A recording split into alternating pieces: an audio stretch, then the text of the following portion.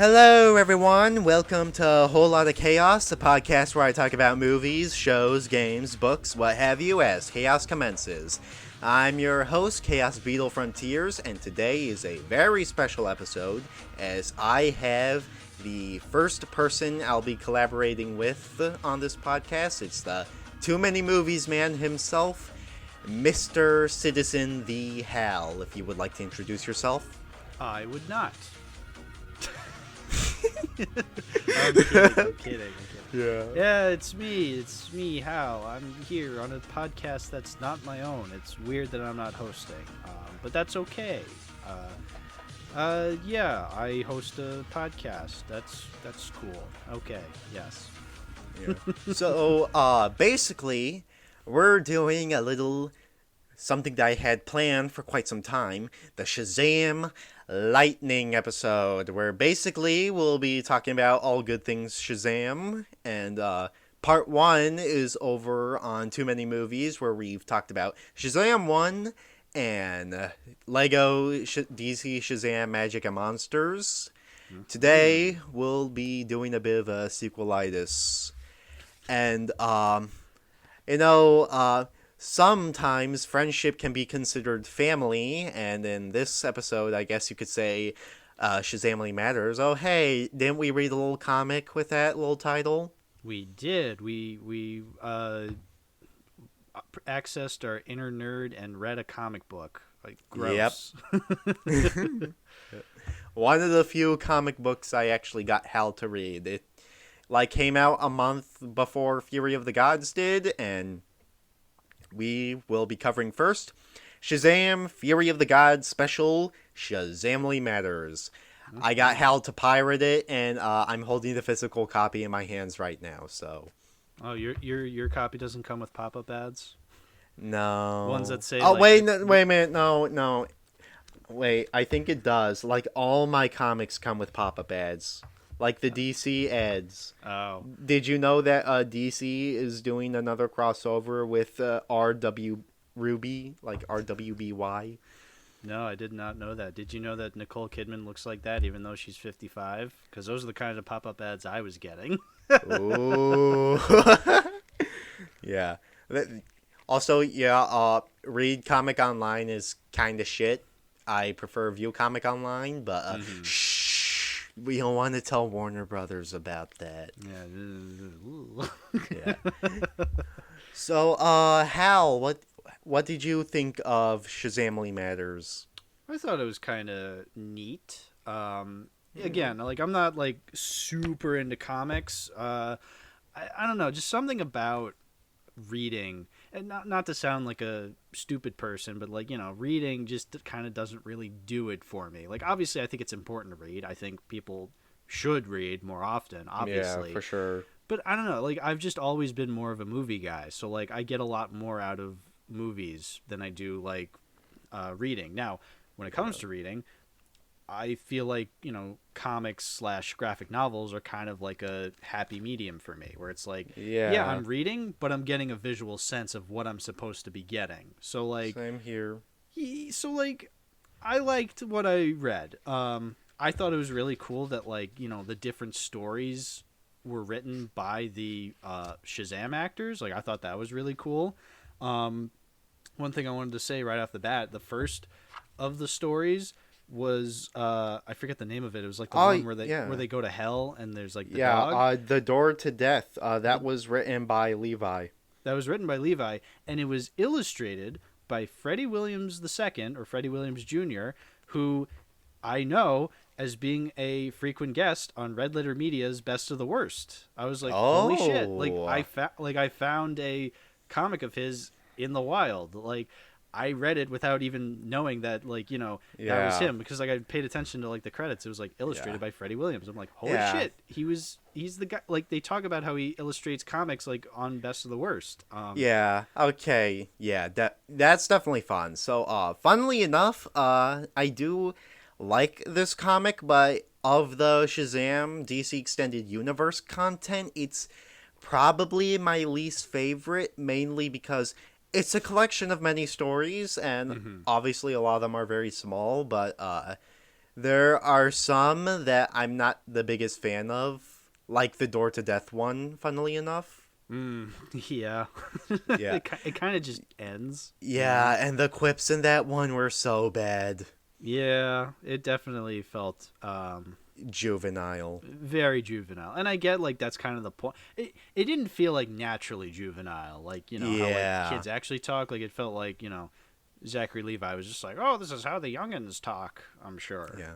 And on top of that, you also, have the fact, which is like the six of them basically enter the seeming paradise, which probably belongs to someone else, and they're like, man, I never want to leave, and I'm like, dicks. Yeah, exactly. They just kind of assume. It's like, Yeah.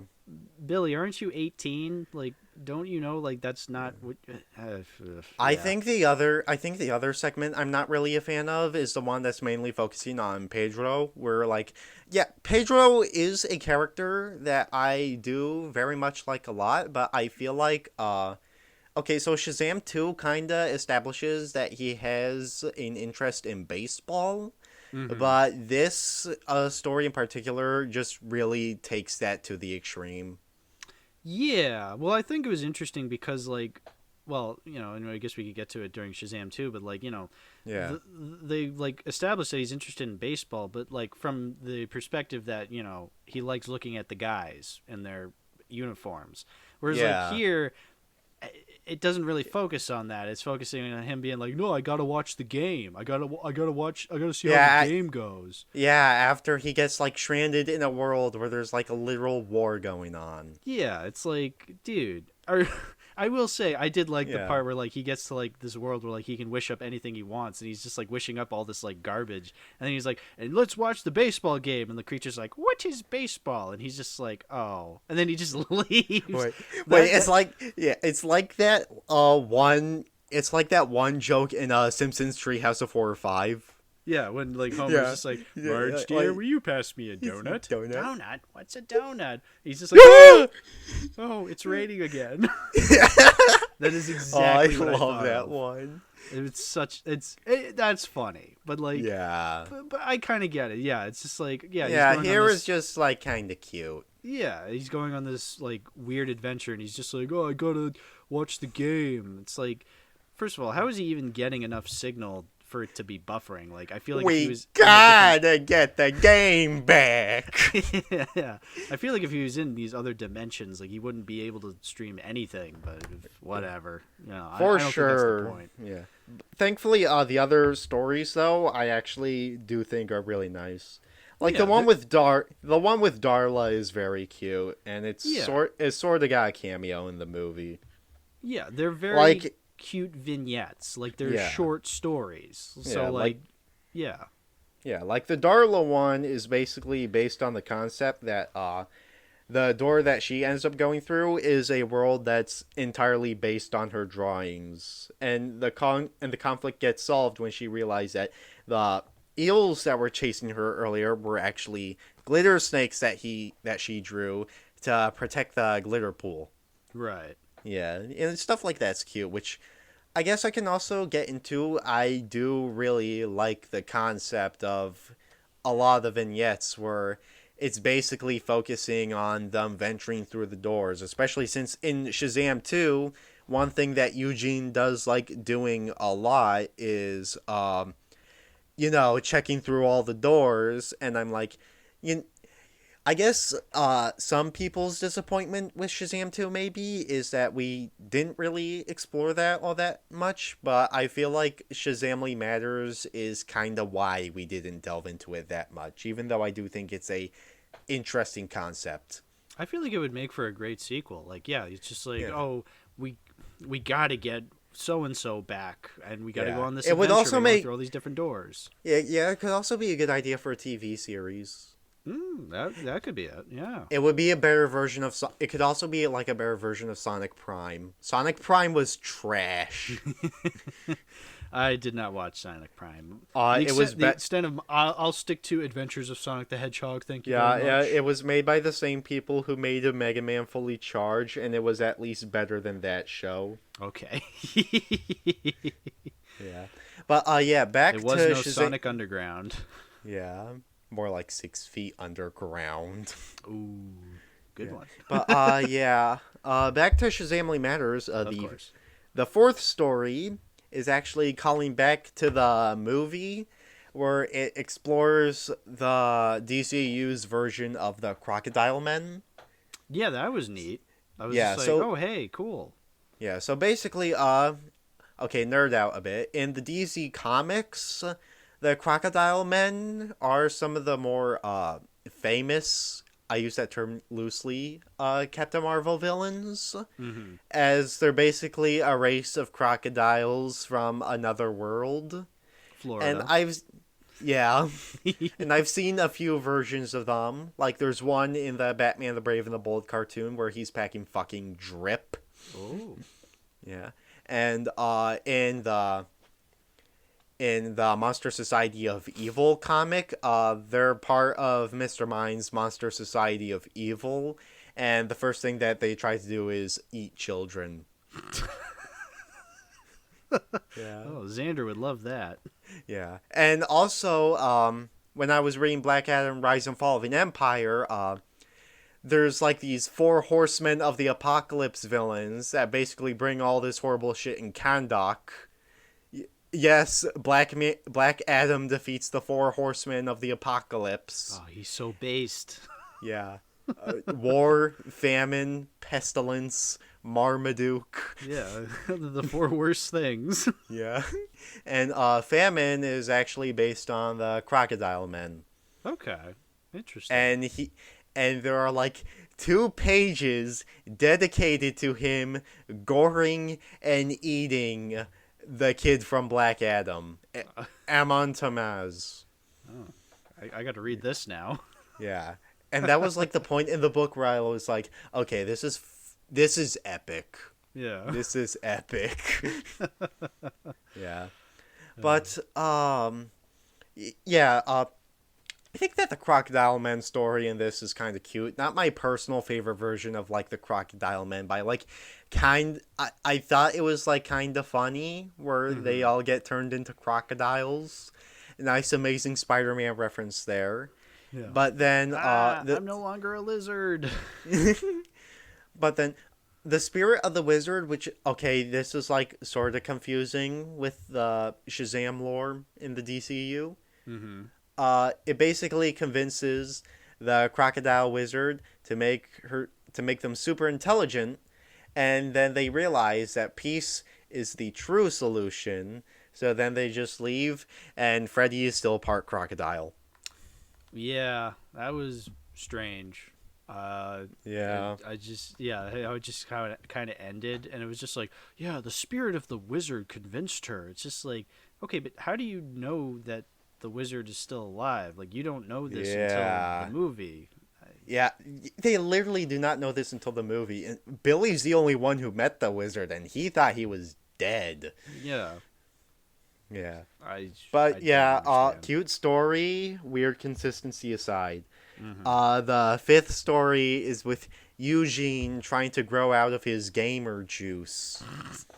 I actually kind of like the Eugene story. I was just Yeah. I feel like Eugene kind of got the shaft in the second movie, where like we didn't really get anything with him. He was just kind of there. So like it was nice to get like, you know, a perspective of him like not getting along with his foster mother, and him like, you know, kind of realizing and him it on like his own, the way he acts. Yeah, like reflecting on it, even like during his super form, where like he sees the effects that an obsession with electronics can have on him. Mm-hmm. And I'm still like a somewhat obsessive person, and I think a lot of people, myself included, sort of run on the internet. But like, as someone who was like especially addicted to video games, like to the point where it was a detriment to my schoolwork and how I treat my peers, it's, you know, actually nice seeing a story like this. Yeah, I think it's done pretty well for what it is. And well, you know, my main focuses right now are just basically reading books and hoping I don't flop at school. Well, In all seriousness, no, I actually have been doing well at school, so that's good. yeah, that's good. Yeah. Okay, so the sixth story, Mary tries getting Darla a birthday present. It's another cute story. Yeah, she goes to the Ice Age 3 world where all the dinosaurs are, Yeah. Yeah. and they talk. Did the dinosaurs talk in Ice Age 3? I actually Yeah. don't remember. No, the dinosaurs don't talk. This Okay. short also doesn't have any penis jokes, so that's unfortunate. Yeah. So they didn't actually go to Ice Age 3 world. They went to Jim Henson's Dinosaurs world. Yeah. I didn't Not- say they go to Good Dinosaur World because fuck the Good Dinosaur. Yeah, fuck that movie. The one clip of that show that I remember was like the dad throwing the baby at the wall. Oh, is that a scene from Jim Henson's Dinosaur? Yes, So I saw it. I saw it in a meme once. Yeah, the extent of my knowledge of that show was I was in biology class when I was a sophomore in high school, and my teacher put on the last episode, and we were like watching it, and I'm like, wow, this is really cool, because like, you know, me being me, the Dark Crystal fan here, like, I'm just like, holy shit, like, I love puppets, I love the Muppets, so I love seeing Jim Henson puppets. And then we watched through this episode, and like, that's the last episode where they die, or like it's implied that they died. And Oh. so like, because like literally the last line of the show is like the dad going like, oh, the dinosaurs don't just disappear or go extinct or whatever, and then it just like kind of fades out, and like us in our class are just like, what the fuck, that was a kid show. Oh, that was a good class. Yeah, another cute story, and I actually do like that there's this one world that Mary goes to where she's like friends with this plant person who's also familiar with Darla. Again, this side of the Shazam mythos is very, very cute. Yeah, And also the universe. Yeah. And also the dinosaur was just a baby, and Mary is actually known to be like one of the nicest DC characters in like the mythos, alongside the likes of Ice and Jericho. And yeah, this story is a very nice version of Mary for sure. Yeah, I agree. It was a nice, sweet story for sure. Yeah.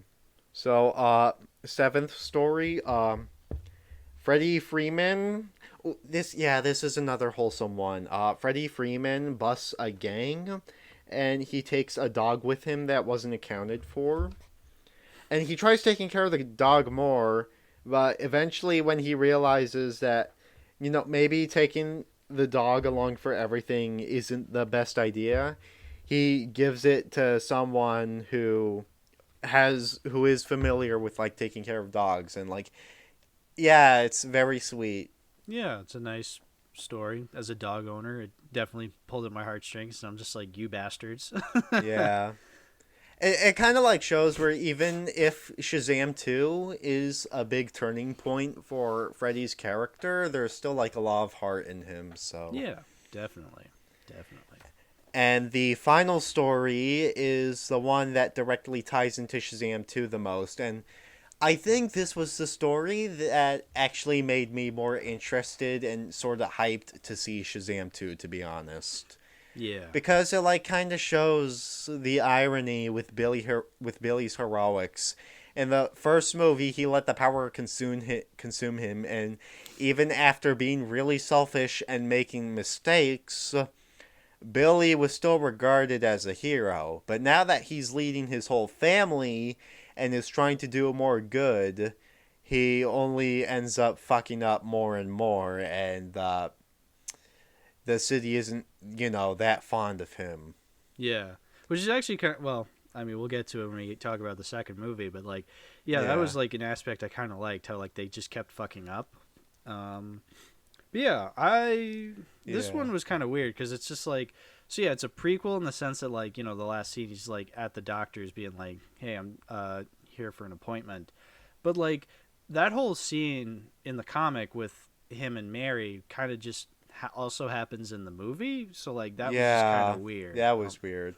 But yeah, maybe this is also kind of why a lot of people just weren't that big on Shazam 2, because I feel like that this one shot especially has a moment that is crucial to Billy's character in Shazam 2, Mm-hmm. where or the story in general is just crucial to his character in Shazam 2, because the story shows that Billy is not trying to be a control freak. He is trying to be a genuinely good leader. Yeah, he's just a kid and not very good at it. And then the movie just kind of tries doing with that. But even then I still think it's like a natural, you know, an actual follow up to that, because Mm-hmm. you can like be a control freak without intending to be a control freak. Oh yeah, for sure. We've seen that before in movies, for sure. Yeah, and yeah, I did think that did at least transition well into Shazam 2. So it's like I probably would have liked Shazam 2 a lot less if I did not read Shazamily Matters, Mm-hmm. because I that kind of get really that. had the context I needed for me to appreciate the movie more. Yeah, no, I can definitely see that. I don't know if I necessarily like the movie more or less because of the comic, Yeah. and I don't think I should, base my opinion on a movie whether a comic improves it or not. Yeah, You know, like I'm gonna like straight up say it. I think that keeping content that would heavily benefit the movie outside of the movie itself is not a very good move. But at the very least, doing it with an officially published comic is better than doing it with a fucking Twitter account. oh, the days of post Rise of Skywalker when that stupid Star Wars Twitter account was just like, did you know that the million billion Star Destroyers that they built on the fucking stupid Sith planet was built by generations of people? And then Elijah Wood's just like, no, how could we have known that? Yeah. I uh, mean, he didn't say somehow without a reason. that's true. Yeah. So, that was Shazamily Matters. This Mm-hmm. book is staying in my collection. Not my favorite Shazam book, but definitely a solid one. I'm assuming you wouldn't be too fond. You probably won't own it, I'm assuming. Yeah, no, it's not one I would go out of my way to own. I'm pretty particular with comics. Like, I mean, if you've listened to my show, I'm pretty particular with the movies I own. With Yeah. comics, even more so, just because I don't actively go out of my way to own comics. I do own a couple. Like, I have this Yeah. Simpsons comic that's just basically a Radioactive Man issue, Yeah. which is really I freaking uh, cool. I own way too many comics, especially shit it's especially bad since I like own shit comics. Like, Yeah, again, Jeff Johns' Shazam. I have a copy of it that's not part of the Black Adam box set. yeah. Or Blue Beetle Rebirth, which I don't know if that's staying in my collection, but that was the first Blue Beetle run that I've read, and I could probably talk about it in another video, but that run gets so much worse the more that I think about it. Oh, Blue that's Beetle's unfortunate. design is especially horrendous. They Yeah. gave him a pincer chin. Oh. Oh. Yeah. So anyway, yeah, I don't think I would ever own this. Also, there's a panel at the end of the first comic story where they watch Teen Titans Go, and it's like, you know what? I definitely don't want to own it now. Yeah. Wait a minute. You could like. Yeah. Here's my theory. They were watching The Evil Dead at the start. Oh, were they? It's basically just a, low budget zombie movie that they were watching in the cabin. You know what? Yeah. That's not entirely Yeah. out of the realm of possibility. They could have been watching The Evil Dead. That's awesome. Yeah. That's But cool. yeah, Shazamily sure does matter. But for every Shazamily, they have to face some fury. And the theory in question is literally the only movie that we've watched, and it's called The Secret of Mulan. That's right. We watched The Secret of Mulan. Yeah. Mulan turning into a butterfly and having an actual relationship with a dragonfly who twerks at one point. Not gonna lie, that's kind of hot. Yeah. Bisexual representation in 1998 in a kids movie. Yeah. It got 101 likes on Smurf Book. I knew you were gonna say that. Yeah. Yeah, just more server in jokes, but yeah, Hal watched Shazam: Fury of the Gods once. I watched Shazam: Fury of the Gods twice for the Cheetos sweep. For the Cheetos sweep. See, the Cheetos thing, even I don't get. Yeah. Basically, holy shit, Billy. That's a Cheeto. Oh, I know we forgot to mention this in part one, but Billy bought a bag of Flaming Hot Cheetos, which is based. Okay. It's Yeah. all coming together now. Okay. Yeah. So, Hal, I know that your opinion on Shazam 2 is much closer to the critical consensus, so why don't you share that? No, that's right. I'm a filthy Rotten Tomatoes critic. Yeah. No, here's the thing. I don't hate this movie like I hate other DC Extended Universe movies. I think this movie has good things. I more so blame the things I Rock. don't. Not even just The Rock. I feel like True. in both my reviews, I kind of blame The Rock a lot. But it's like, I Yeah. mean, really, it's The Rock. Yeah, like at the only day, he only, fucked over the post-credit scene, which wasn't going to Exactly. get payoff at all, so. Exactly. I feel like, but I also feel like, it's entirely Warner Brothers' fault. One, they didn't advertise this movie very well. Yeah. Two, they clearly just did not give David Sandberg enough creative freedom this time. Like, you'd think with the first movie, Yeah. there was more of a balance of I'm doing this for you guys, so like, in the sequel you're going to give me a little more creative freedom. But like here it feels even more constricted than the first movie. Like I don't feel like I'm getting enough of like, Yeah, I can sort of see that, which is kind of weird since of the DC Extended Universe movies, I think it's the one that probably is the most original and it doesn't take the most elements out of the comics, where it's not really particularly inspired by that many stories, unless you count the random monsters being based on the Monster Society of Evil, which is just, if that's the case, that's just lame. I did notice that Freddy had a Jeepers on his shirt at one point. I think that was Jeepers. Jeepers. I don't know. Maybe. And the other thing is that the Daughters of Atlas are completely new villains to the DC lore. Yeah, I mean, here's the thing. I would have loved if Mr. Mind was the main villain. Like, give me the stupid caterpillar as the main villain. Like, give that to David F. Sandberg. Let him go nuts with that concept. But no, They don't do that. They hired Helen Mirren and Lucy Liu, two very good actresses, I will fully admit, but just because they're huge actresses, and it's just like, oh, we got to put them in the movie. They're now in a superhero movie. I guess to interject a bit, for people who do know me, I do think that Shazam 2 is a good follow-up to the first movie, and for some reason, it is one of my personal favorites, even though I will admit that of the movies on my favorites list, it is absolutely one of the weakest of the lot. Mm-hmm.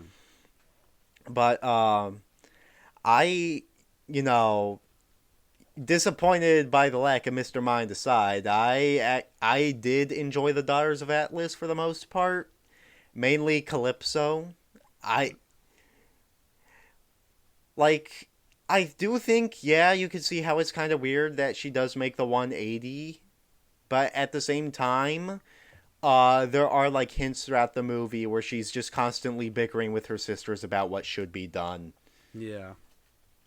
When I was Yeah. watching the movie in theaters, my sister turned to me and was just like, the Daughters of Atlas, they're pretty much just the Sanderson sisters from Hocus Pocus. And I'm like, fuck, you're right.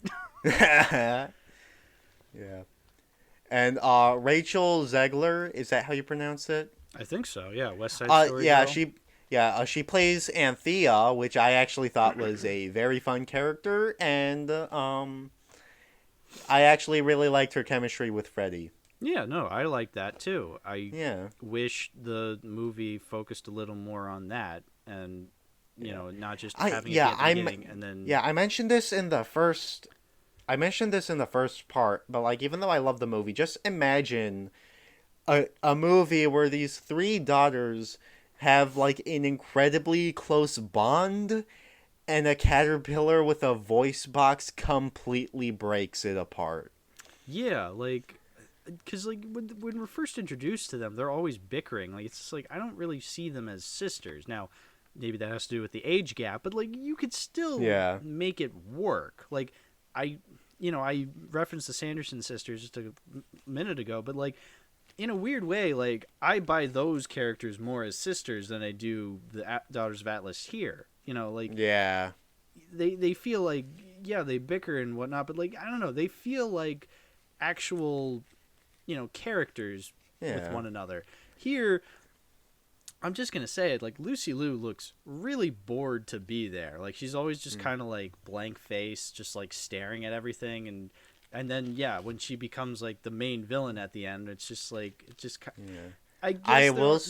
there are Yeah. like hints here and there, but like it's just like she's just like, no, we must make the humans pay, and it's just like, Yeah. eh. I will say though, I do think that a lot of the behind the scenes for the movie are very funny. Like Lucy Liu has straight up admitted that she thinks that it's hot whenever she whispers into someone's ear. Well, I'm glad it's her words, not mine. Yeah. Um, what did you say her name was? Helen. Helen Mirren. Yeah, Helen Mirren. Sorry, I'm not the best with actors and actresses' names. I think that's Helen. Yeah, Helen Mirren. She broke her pinky doing stunts, or at least bended it. Oh, did she? Ooh. Yeah. Well, she's like what, 100? Like I'm sure. Like yeah, like, you could bend. Oh, that's Yeah. unfortunate. Yeah, it is. See, But this yeah, is why this is there why was also Matt Damon does his own stunts. yeah, but yeah, there was also like other stuff like like Rachel and Freddie's actor having fun on the set. David did admit that Fury of the Gods is still a movie that he's proud of. Mm-hmm. Fun fact, the movie has a lower critic score on Rotten Tomatoes, but a higher audience score than the first movie. Interesting. Yeah.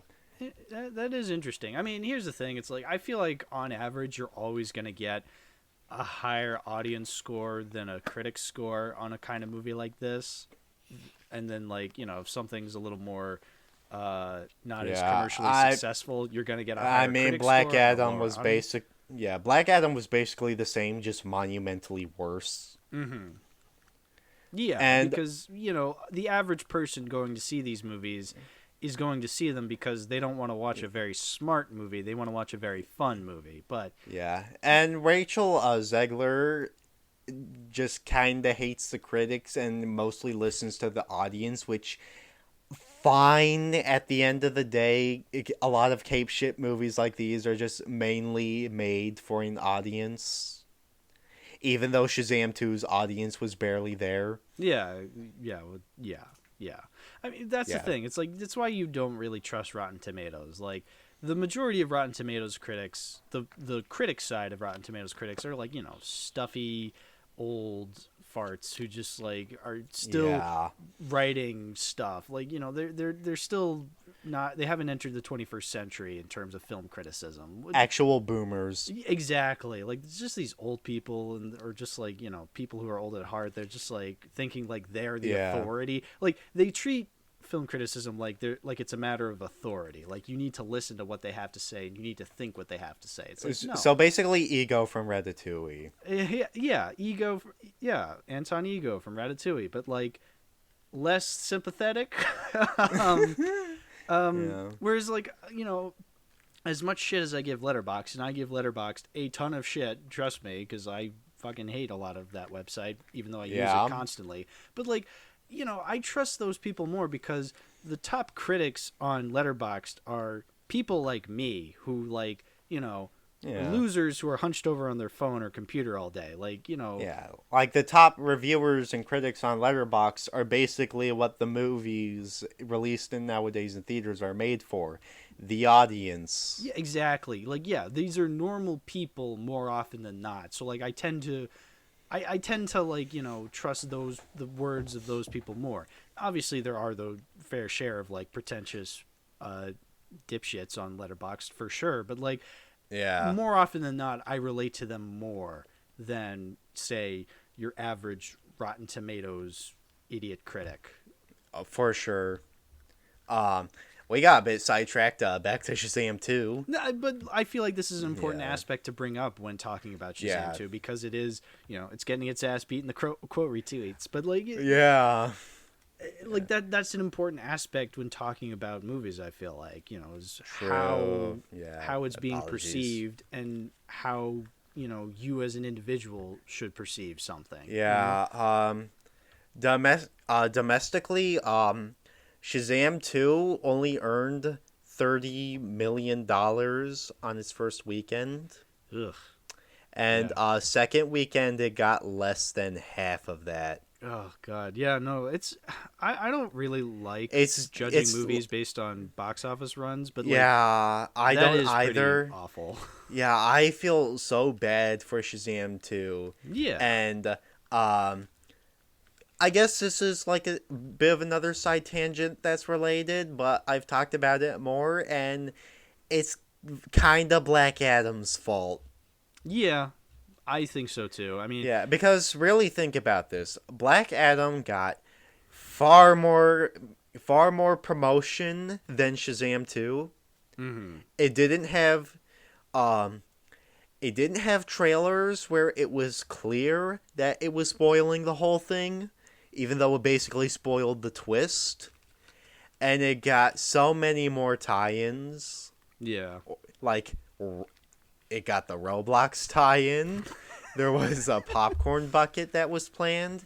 You even got a box set, like the Batman. yeah. So And like, it has a higher budget than Shazam 2 for some reason. yeah, But here's the thing, Shazam 2 got none of that. Shazam 2 got like none of that marketing, and it's basically being tied to Black Adam because, even though The Rock, really doesn't want that. And that's so sad because a lot of that has to do with how Black Adam bombed, because it's not and I don't think Black Adam bombed because of its marketing.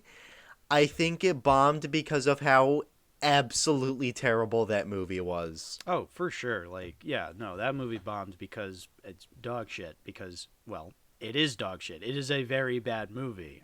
Yeah, like I do see Black Adam sort of being like guilty pleasure territory for me. Like, it's fun memeing Black Adam. But at some point, like, yeah, I still think movies like Multiverse of Madness and Quantumania are much worse. And, in products in general, you bet your ass that it's better than She-Hulk by default. Yeah, well, I'd sooner watch Black Adam again than watch She-Hulk for the first time because, well, She-Hulk is 9 episodes long. Like, why Yeah, would I but- waste my time? But, like, yeah, the more that I think about it, the more I'm agreeing with you. Like, yeah, Black Adam is one of the worst comic book movies we've gotten in recent times, and I hate it more simply because of what it's done to one of my personal favorite movies now. I think it's interesting that, like, because, like, this year has been pretty terrible for superhero movies. I mean, because of Fury of the Gods not doing very well, because of Quantumania not even doing very well. Like, Yeah. this has been kind of a rough year so far for superhero movies, and Yeah, I I'm think hoping it might be Black Adam's fault because, like, Black Adam was like a huge disappointment.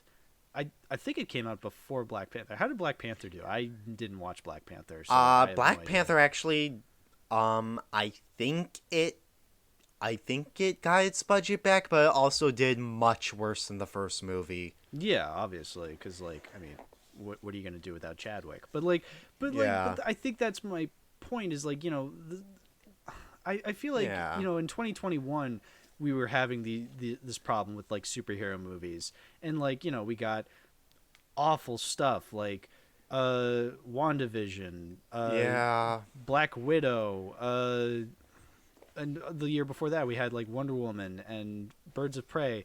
But then like in late 2021 we got No Way Home, and I feel like that kind of like lifted people's spirits up for a little bit Yeah. longer.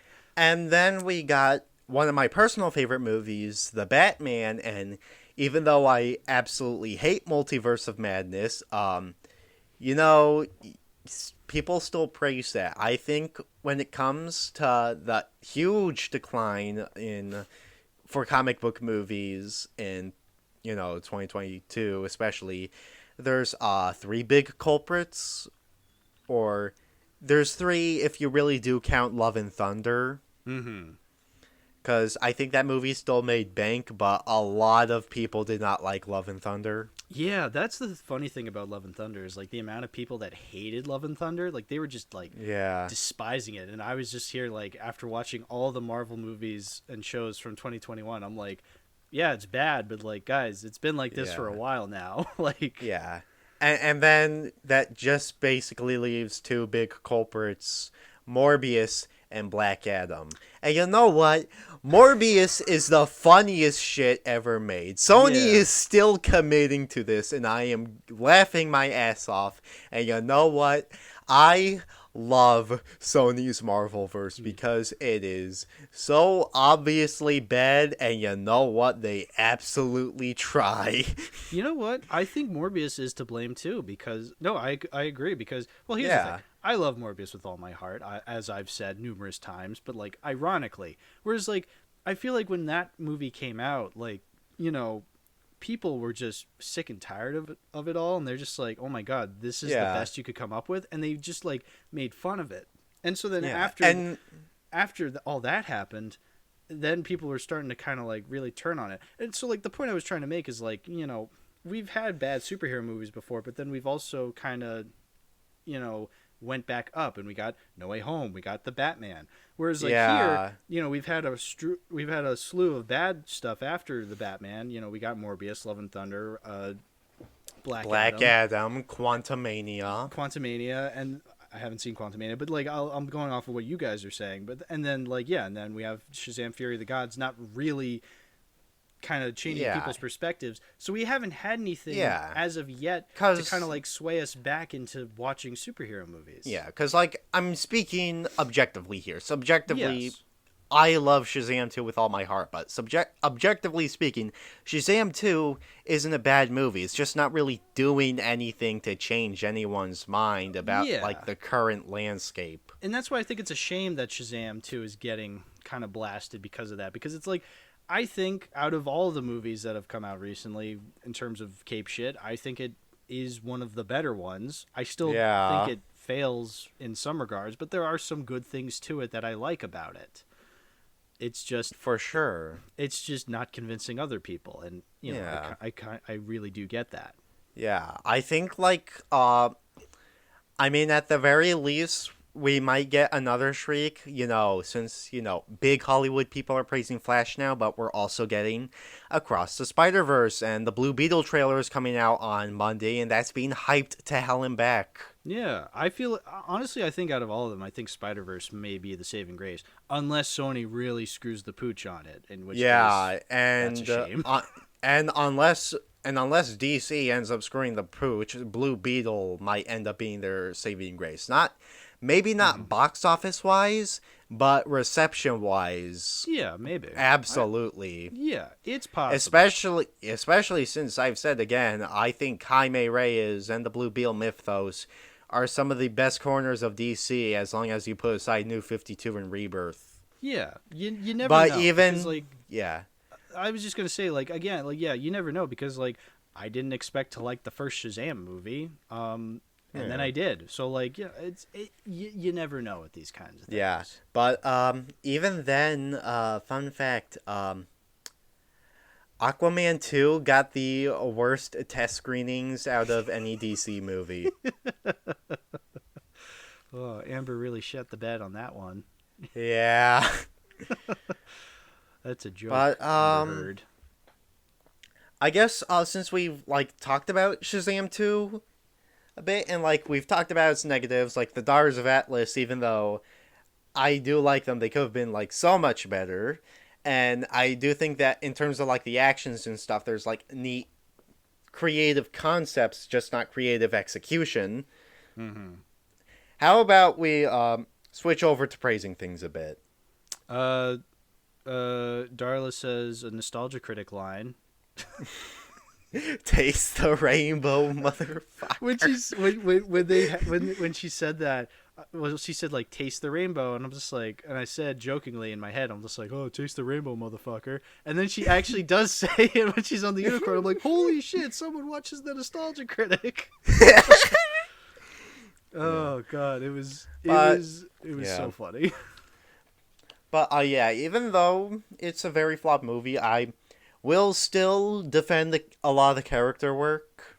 Yeah, I like the characters. I just wish it was more focused on the family. Yeah. You know, we didn't get as much Zachary Levi as we did.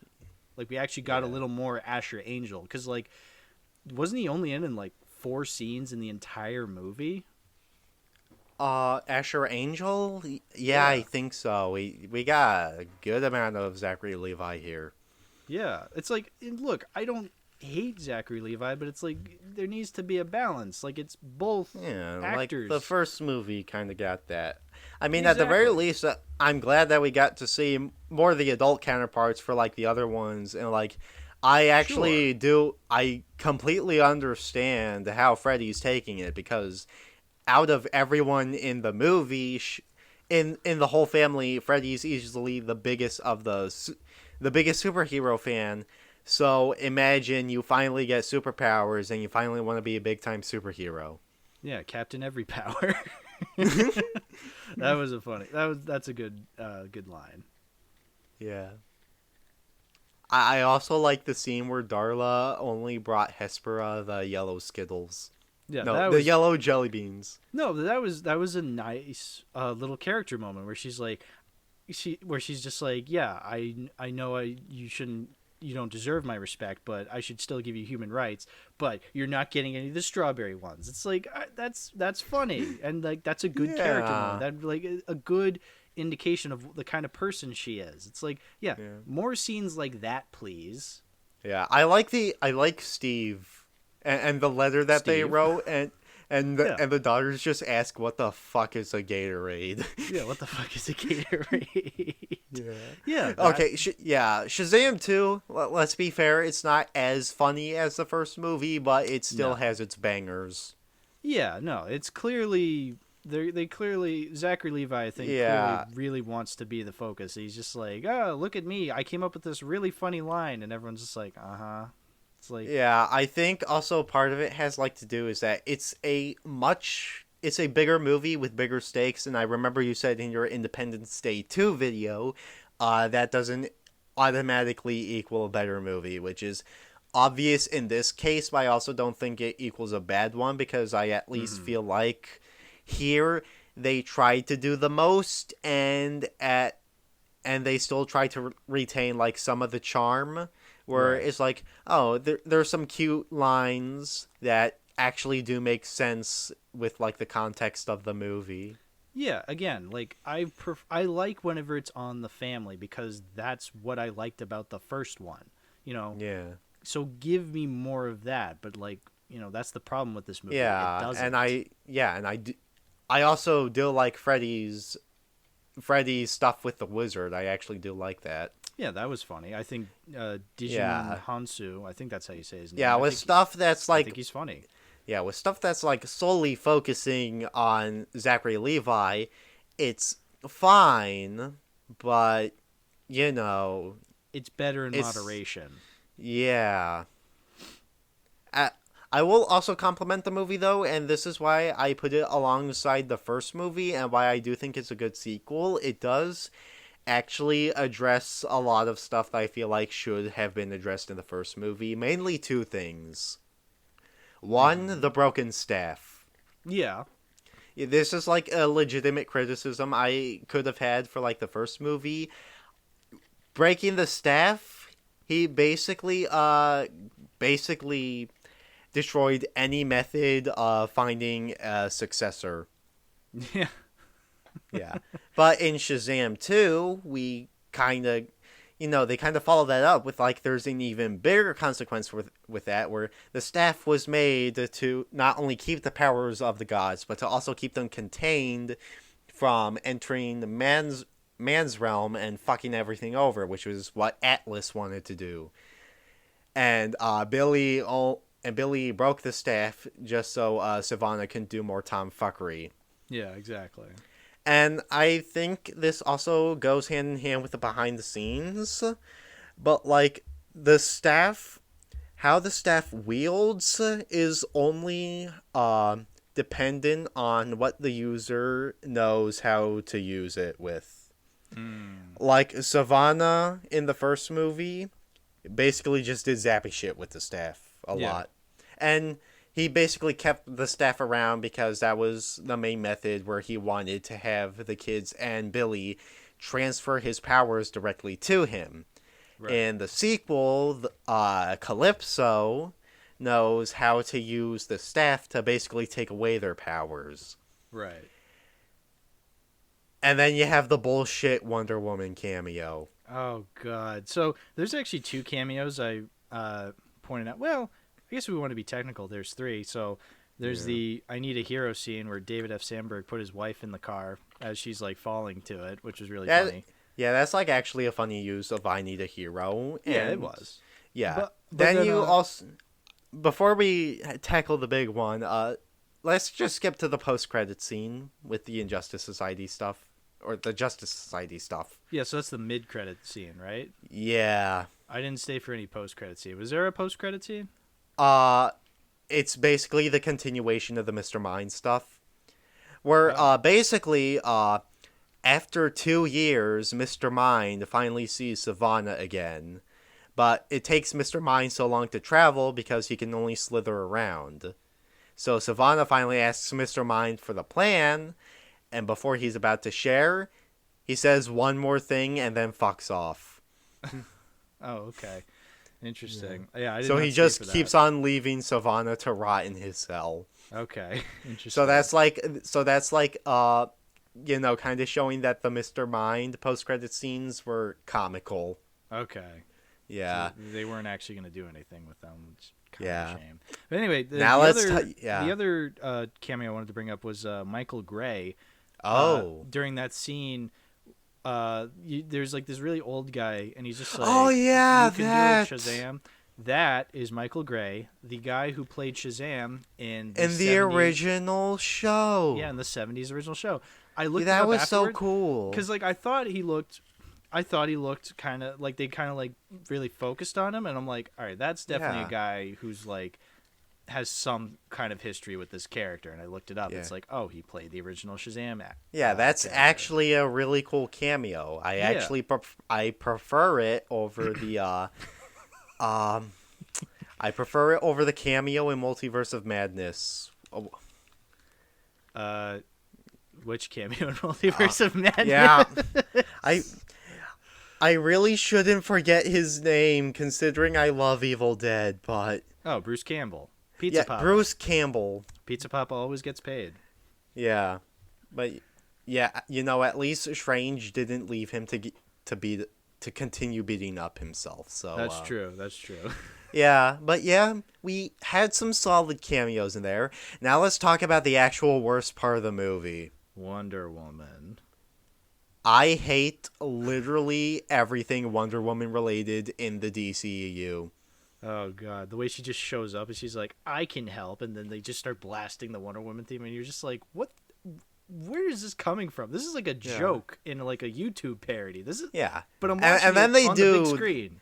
Yeah. And then they do the fake out death. Oh God, it's Yeah, and and even no worse, tense, no stakes. yeah, and even worse, which like, okay, I've kind of grown on it a bit on second watch, but okay, so the main reason why the Daughters of Atlas were trying to get the Seed of Life was to finally bring life back to their realm. Mm-hmm. Wonder Woman manages to just do it with the staff. She's so Now cool and epic. yeah. Now I guess with Seed of Life, I guess they could have gotten more life back to their realm with the Seed of Life, because like as we saw in the Mortals realm, the tree that they grew was a very, very big tree. So Wonder Woman only did a little bit, but still, it's Yeah. bullshit. It's bullshit. I hate her in BVS, and I hate both of her movies immensely. Fuck Wonder Woman in this universe. Yeah, I don't know why they. Well, I do know why, because her movie made $1 billion, and Gal Gadot Yeah. is now a big name because of it. But it's just like, she can't act. She can't do anything cool. She's the Dwayne Johnson, but woman. You know. Yeah. She's worse than Dwayne Johnson. She is. At least because... Dwayne Johnson has the fucking pebble. Exactly. Yeah, and at least when Dwayne Johnson acts bad, it's funny. Whereas like here, you're just cringing because she's acting cool. Because like The Rock has his experience in wrestling, so like when he acts terrible, it's funny. Yeah. I'm sure that she's overall a nicer person, but I genuinely cannot stand any of her performances. And there's like only one part of this.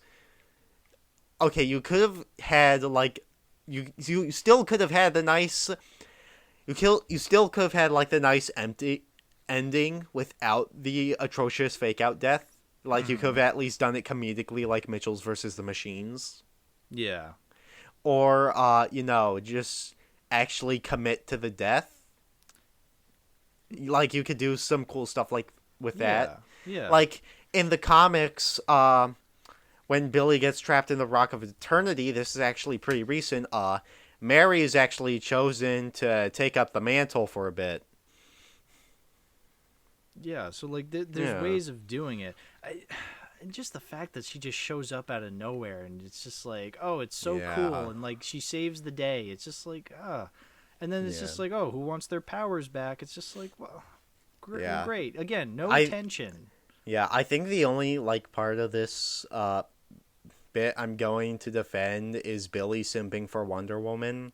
Well, because considering, especially since he's almost turning 18, and it's sort of consistent with his character in the comics. Yeah. In Black Rain, he has some attraction towards Stargirl, and in the Monster Society of Evil, even when he's just a little kid, he has some attraction towards this one news lady. Mm-hmm. Yeah, it's a good joke, but like, that's literally all it is. Like, it's a good punchline for a joke, but like, the fact that she has to like make the climax make sense is just so stupid. Yeah, especially since she was already part of a funny joke earlier in the movie with the dream. Yeah, with the dream, but again, we wouldn't have been able to see Gal Gadot's face in that. So like, what would we even be the point of bringing her back then? Yeah. So yeah, in spite of this cameo, I still apparently really love this movie a lot. It's your Faust, I guess. Yeah. That's fair. Unfortunately, Gal Gadot is not the pornography that keeps me up at night, so L. Total L. Yeah. But yeah, I'm not going to say that Shazam 2 is an awful movie. It's not the I'm worst. just going to say, objectively, I'm going to go with what one of my friends, Ketchup, has said. It's fine. It just happens to appeal to me a lot, and these movies are inherent comfort food for me. Yeah, that's totally valid. And yeah, I will not say it's like a half star or like, one of the worst things ever, like one of the worst examples of superhero fatigue. It's like, no, it's really not. There are worse movies in this franchise. If you want Yeah, if you want good examples of superhero fatigue, we were literally already talking about Quantumania and Black Adam. If you want even earlier examples, just look at shit like the Suicide Squad. I'm sure you could find examples like 10 years ago of superhero fatigue. Like, yeah, Yeah. it's a thing that's been happening for a while. Yeah, but even then, I'm a DC fan by heart, and even though there aren't a lot of projects I'm looking forward to, I'll still stick by DC and see what they have to offer more than other films because I'd rather see what DC has to offer and whether they can hit a home run or drop the fucking ball than see another franchise jerked off from the dead by Disney. Yeah, that's fair. That's fair. I still think DC's in a better place than Marvel. Not financially, but quality wise, yes. They might be, yeah. I mean, because, like, well, after the Jonathan Majors stuff, yeah, probably. Oh, yeah, yeah. Uh, Guys, it's all fine. My girlfriend wanted to be abused. Look forward to seeing me in the Flash, where I'll be playing Wallace West. I just like making it a joke now, where like any of these pieces of shitbag scum are just gonna star in the Flash. I know, it's you might as well. Yeah. So, am I going to buy this on Blu-ray? I have plans for it. I talked about this in the first part. I'm just busy buying other shit, and it's not often when I do so, but I have it planned. Hal, what do you think? Honestly, probably not. Would I ever watch it again? Probably, but like not anytime soon. Yeah. I'm quite comfortable just owning the first one on Blu-ray, and that's it. Yeah, that's cool. So, that wraps up like my longest episode yet. This is like over an hour. Nice. You Wow. gonna edit this down? I mean, yeah, I'll probably edit the opening. Okay. I'll edit like the opening down, like before we've like did the whole intro and stuff. Yeah. And you know I'm keeping this part in, but Yeah, of course. yeah. Mr. Hal, would you like to put any butt plugs in? No. No thanks. I would like to plug some links, though. Yeah, so you know Chaos. You probably know me. I have a podcast. It's called Too Many Movies. Go watch it, maybe. I have a Twitter for Too Many Movies. Don't follow it. And I have a Letterboxd, which is just Hal. Hal. I'm the Big Head Homer. Follow me there. Yeah. Yeah. Well, that was episode 4, and soon I'll be going down to Springfield. So I'll see you all next time, and peace out. Peace.